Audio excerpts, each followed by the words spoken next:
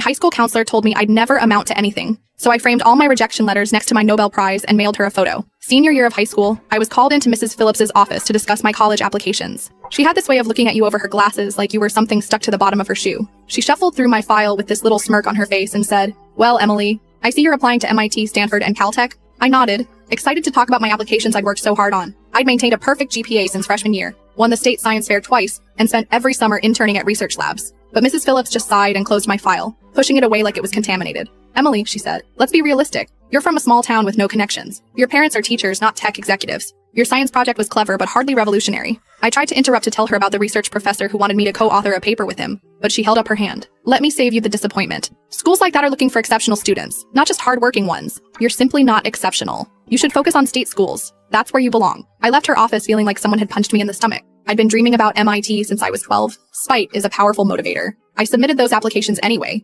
even added Princeton and Harvard just to be extra defiant. The rejections came one after another, each one a paper cut to my confidence. I got waitlisted at MIT but eventually rejected from there too. The only acceptance I got was from State University with a small scholarship. The day before graduation, Mrs. Phillips saw me in the hallway and asked about my college plans with this smug look like she already knew the answer. When I told her State University, she nodded knowingly and said, "I told you so, didn't I?" It's better to have realistic expectations than to set yourself up for disappointment. Something in me hardened that day. I decided I wasn't just going to prove her wrong. I was going to obliterate her assessment of me. State University turned out to be exactly what I needed. The physics department wasn't famous, but my professors actually had time for undergrads. I thrived there and found mentors who believed in me. By junior year, I was doing research that got attention beyond our campus. My quantum computing algorithm caught the eye of a visiting professor from MIT who invited me to apply to their PhD program. This time when I got the MIT acceptance letter, I cried for an hour. During my PhD, I started working on the research that would eventually win me the Nobel. My quantum entanglement breakthrough that revolutionized computing and secure communications. The New York Times called it the most significant advancement in quantum physics in decades. When the Nobel Committee called,